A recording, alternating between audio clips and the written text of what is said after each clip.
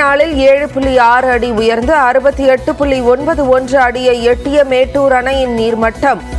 ஒரே வாரத்தில் அணையின் நீர்மட்டம் 26 அடி உயர்வு. திருவண்ணாமலை அண்ணாமலையாரை தரிசிக்க 8 மணி நேரத்திற்கும் மேலாக காத்திருக்கும் பக்தர்கள் தரிசனம் முடித்து சொந்த ஊர்களுக்கு செல்ல ரயில் நிலையத்திலும் அலைமோதும் கூட்டம்.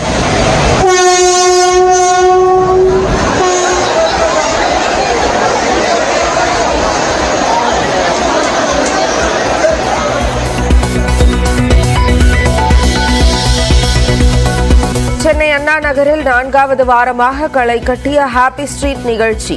சிறியவர்கள் முதல் பெரியவர்கள் வரை ஒன்று கூடி உற்சாக நடனம்.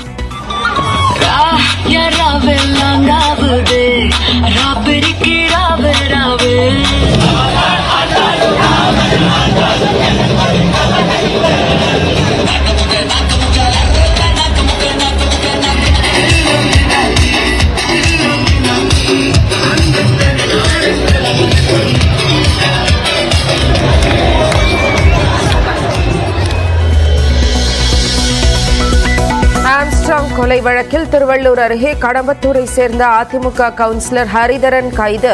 ஹரிதரனை அதிமுகவிலிருந்து நீக்கி பொதுச் செயலாளர் எடப்பாடி பழனிசாமி உத்தரவு. ஆம்ஸ்ட்ராங் கொலை வழக்கில் தொடர்புடையவர்கள் பயன்படுத்திய 3 செல்போன்கள் வெங்கத்தூர் கூவமாற்றிலிருந்து மீட்பு. ஹரிதரனிடம் அருள் கொடுத்த எஞ்சிய 3 செல்போன்களை தேடும் பணி 2வது நாளாக தொடர்கிறது.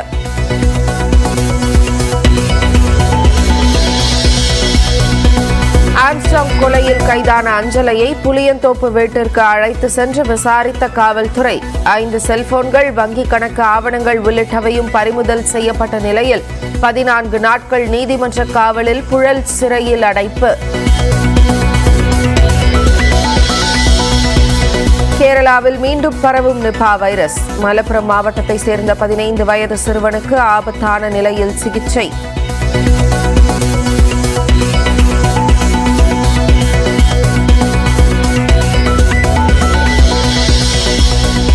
குரு பூர்ணிமாவை ஒட்டி ஹரித்வார் கங்கை நதியில் நீராடி வழிபாடு.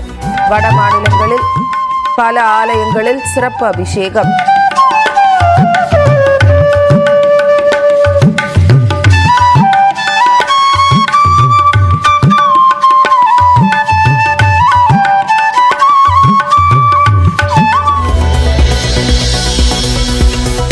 ராஜஸ்தானின் ஆல்வாரில் சரக்கு ரயிலின் 3 பெட்டிகள் தடம் புரண்டு விபத்து. தண்டவாளத்தை சீரமைக்கும் பணி நடைபெறும் நிலையில் ரயில் போக்குவரத்தில் பாதிப்பு இல்லை.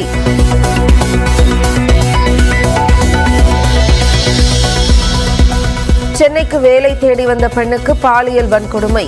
வேலை வாங்கி தருவதாக கூறி அழைத்து சென்று வன்கொடுமை செய்த லாரி ஓட்டுநர் கைது.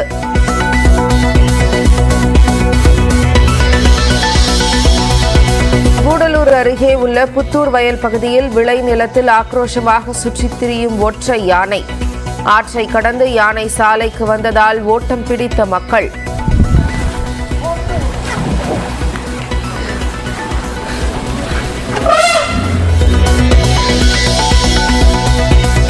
(2026) சட்டமன்ற தேர்தலுக்காக உதயநிதி, தங்கம் தென்னரசு உள்பட 5 பேர் கொண்ட திமுக ஒருங்கிணைப்பு குழுவை அமைத்தார் முதலமைச்சர் மு.க.ஸ்டாலின். திமுகவில் மேற்கொள்ள வேண்டிய மாற்றங்கள் உள்ளிட்டவை குறித்து குழு பரிந்துரைக்கும் எனவும் அறிவிப்பு.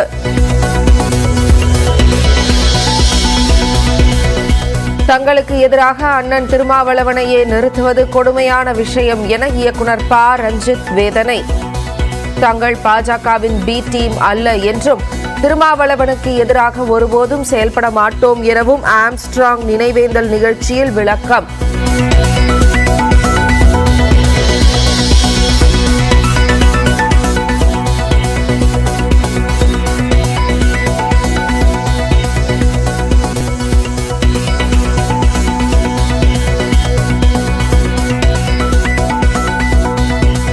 கொடைக்கானலில் போதைப் பொருள் விநியோகம் செய்த புகாரில் தனியார் விடுதிகளுக்கு சீல். சென்னை பெங்களூருவை சேர்ந்த 22 சுற்றுலா பயணிகளையும் கைது செய்து விசாரணை.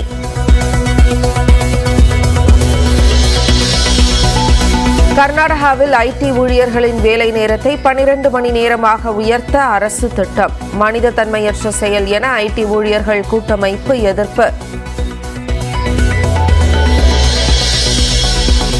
குஜராத்தில் உள்ள தேர்வு மையம் ஒன்றில் நீட் தேர்வு எழுதியவர்களில் 85% பேர் தேர்ச்சி.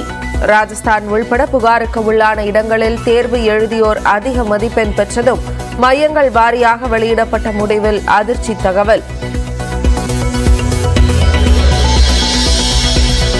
நீட் தேர்வு முறைகேடு தொடர்பாக மேலும் 3 பேர் சிக்கியதால் கைது எண்ணிக்கை 21ஆக உயர்வு. வினாத்தாள் கசிவு குறித்து ராஜஸ்தான் மருத்துவக் கல்லூரி மாணவர்கள் 2 பேர் மற்றும் பிடெக் பட்டதாரியிடம் சிபிஐ தீவிர விசாரணை. ஹவுதி கிளர்ச்சியாளர்களின் கட்டுப்பாட்டில் உள்ள துறைமுகம் மீது இஸ்ரேல் நடத்திய வான்வழி தாக்குதலில் 3 பேர் பலி. டெல் அவீவ் நகரில் நடத்தப்பட்ட ட்ரோன் தாக்குதலுக்கு பதிலடி என்றும் விளக்கம்.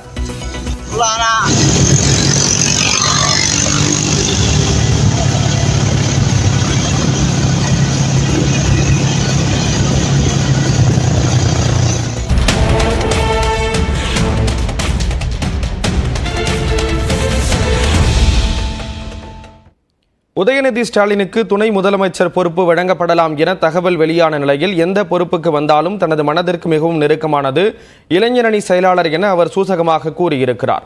இதற்கிடையே 2026 சட்டமன்ற தேர்தலுக்கான திமுக ஒருங்கிணைப்பு குழுவிலும் அவருக்கு வாய்ப்பு வழங்கப்பட்டிருக்கிறது.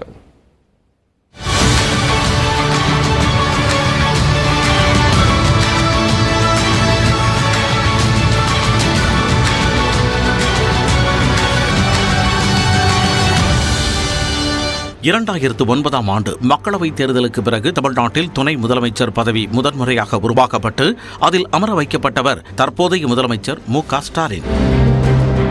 அதன் நீட்சியாக ஸ்டாலினுக்கு பிறகு ஆட்சி அதிகாரம் உதயநிதியிடம் செல்லும் என்று கூறப்பட்டு வருகிறது. மு.க. ஸ்டாலின் முதலமைச்சராக பதவியேற்ற நாள் முதலே உதயநிதிக்கு விரைவில் துணை முதலமைச்சர் பதவி வழங்கப்படலாம் என்ற பேச்சும் அடிபட்டு வருகிறது. வரும் ஆகஸ்ட் 22ஆம் தேதி முதலமைச்சர் மு.க. ஸ்டாலின் அமெரிக்கா செல்லும் முன்பு உதயநிதிக்கு துணை முதலமைச்சர் பொறுப்பு வழங்க வாய்ப்புள்ளதாக கூறப்படுகிறது. இந்நிலையில் சென்னை தேனாம்பேட்டையில் உள்ள அன்பகத்தில் திமுக இளைஞரணியின் 45வது ஆண்டு தொடக்க விழா நிகழ்ச்சி நடைபெற்றது. இதில் பேசிய அமைச்சர் உதயநிதி துணை முதலமைச்சர் தொடர்பான வதந்தியை படித்துவிட்டு சிலர் துண்டு போட்டுள்ளதாக கூறினார். துணை முதலமைச்சர் அப்படின்னு பலவரை என்னை பத்திரிகை நண்பர்கள் கேட்டபோது கூட சொன்னேன். ஆமாம், எல்லா அமைச்சர்களுமே எங்களுடைய முதலமைச்சருக்கு துணையாகத்தான் இருப்போம். இங்கே வந்திருக்கக்கூடிய அத்தனை அமைப்பாளர்களுமே நம்முடைய முதலமைச்சருக்கு துணையாகத்தான் இருப்போம்.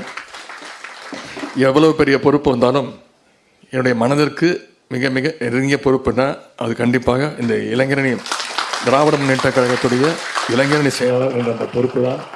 உதயநிதிக்கு துணை முதலமைச்சர் பதவி கொடுப்பது குறித்து முதலமைச்சர் தான் முடிவெடுக்க வேண்டும் என்று திமுக பொதுச் செயலாளர் துரைமுருகனும் கூறியுள்ளார். அங்கிங்கராதபடி எங்கும் ஒலிக்கிறது. முடிவெடுக்க வேண்டியவர் முதல்வர்.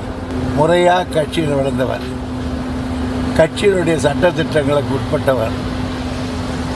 என்னுடைய தனிப்பட்ட மரியாதைகளை விட கட்சியினுடைய நோக்கு பலம் சக்திதான் நான் எதிர்பார்க்கிறேன். உதயநிதிக்கு துணை முதலமைச்சர் பதவி வழங்குவது நிர்வாகத்தில் புதிய பாய்ச்சலை ஏற்படுத்த வாய்ப்பு இருப்பதாக மூத்த பத்திரிகையாளர் ராமகிருஷ்ணன் கருத்து தெரிவித்துள்ளார்.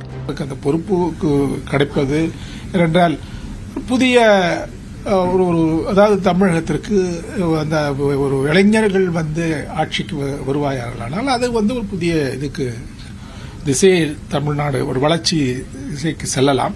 இதனிடையே 2026ஆம் ஆண்டு சட்டமன்ற தேர்தலுக்கான திமுக ஒருங்கிணைப்பு குழுவை அக்கட்சியின் தலைவரும் முதலமைச்சருமான மு.க. ஸ்டாலின் அறிவித்துள்ளார். இதில் அமைச்சர் உதயநிதிக்கும் வாய்ப்பு வழங்கப்பட்டுள்ளது. அவருடன் அமைச்சர்கள் K.N. நேரு, ஏவா வேலு, தங்கம் தென்னரசு மற்றும் R.S. பாரதி இடம்பெற்றுள்ளனர். கட்சியில் மேற்கொள்ள வேண்டிய மாற்றங்கள், அமைப்பு ரீதியான சீரமைப்புகளை பரிந்துரைப்பதற்காக இந்த ஒருங்கிணைப்பு குழு அமைக்கப்படுவதாக மு.க. ஸ்டாலின் கூறியுள்ளார்.